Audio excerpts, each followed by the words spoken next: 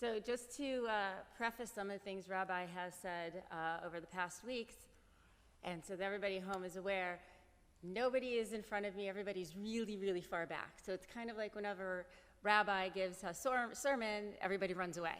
So therefore, I have the ability to go ahead and take off my mask, and I hope everyone can hear me clearly.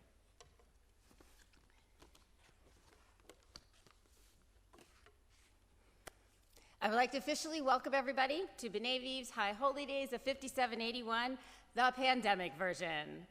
Do you feel the same way I do, that this year has been so surreal, that we are stuck in a movie or television series waiting for that grand finale? After all, you are at home watching us on your TVs, your tablets, your computers, which is something we never thought would happen. Well, the good news is this is a commercial-free event. The not so good news, if you miss something, you cannot instantly hit rewind. But do not get used to this because we want to see you all here back in person as soon as possible. All movies and shows tell a story. Some stories you may like, some you may not. I bet you're now wondering, well, what story is this pandemic telling us? People get sick and die, while others are trapped in their homes hoping that the virus won't find them. People are sad, lonely, out of work. Oy vey, who wrote the story to this movie? A really good movie or storyteller wants you to look deeper beyond the surface of what is being said. Find the hidden points of the story and draw your own conclusions. I did state some negatives to our current global situation, but there is also good to be shared. I had heard many stories, including my own, of families sharing holidays together through Zoom, connecting with other family members that they would normally not celebrate with. There have been drive-by birthdays and anniversary celebrations. Before the pandemic, life was moving at a fast pace. Then we were forced to slow down, take a deep breath, and regain perspective. All of a sudden, our health and the well-being of others has become first and foremost. Admit it, you wash your hands more now in a day than you ever did before.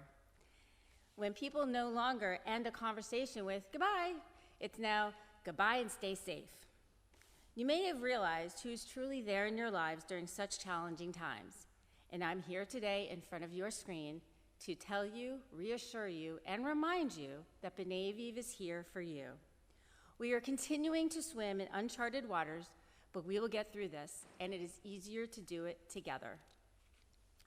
One of the reasons I love the Jewish religion is because we retell our stories year after year. If we don't, society might forget all we have gone through. Stories convey meaning to group existence. When there is no story to be told, there is no point belonging to a community, a nation, or a people. Without storytelling, the Jewish people cannot survive. The existence of the Jewish people is one long story where we can look back on what is defined, we can look back on what was, and it defines who we are today. These past many months will be written in history books, and us Jews, we are used to filling chapters in those history books. Here at B'nai Viv, we would like to keep telling our tale well into the future. And it would go something like this.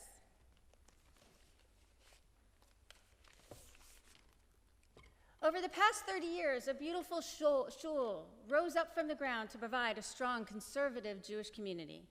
During this time span, members have come and gone. Destruction to the building has occurred, but repaired. One thing is for certain, this shul provides spiritual, religious, and educational needs of its community.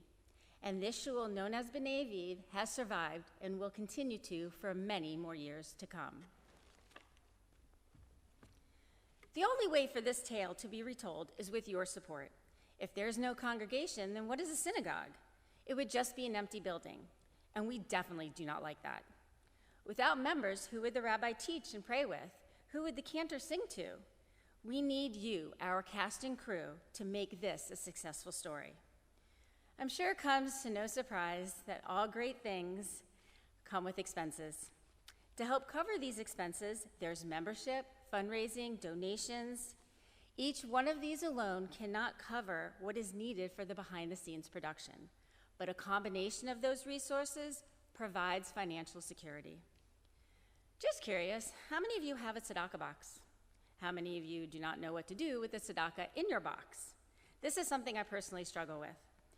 We have my grandfather's tzedakah box sitting on our counter, and when we fill it, we don't know what to do with it. Many of you right now are probably saying, well, I give to this organization and that charity, and I think that is wonderful. But did you ever think to give tzedakah to a synagogue? Are you aware that synagogues are nonprofit organizations? We do not raise money to make a profit. We raise money to stay alive, to pay salaries, to help our members in need, to provide for our community. Financially, this is going to be a challenging time for many of us and for B'nai Aviv. Making a donation is like a checkbox on our to-do list, and it usually comes with a sense of obligation. I'm asking you to not think about your support for B'nai Aviv as a donation, but as something that makes you feel good, purposeful, an investment in our future so B'nai Aviv can be here for your children and grandchildren. L'dor v'dor. Giving tzedakah is a two-way street, uplifting the giver and the receiver simultaneously. Tzedakah is necessary for the continuation of the Jewish story. The clergy and staff, along with the supportive board of directors, have adjusted to these unusual circumstances. We are utilizing technology to provide programs, events, and social opportunities. Guidelines have been developed to safely have in-person Shabbat services. This past summer, Camp B'nai Aviv provided exciting activities and fun for all. Our award-winning ECEC has in-person and virtual opportunities. Our office has never closed. We will not shut down. We will do whatever is needed to remain connected to you, but this is not our new normal. It is just until we can safely all be in the same room together again.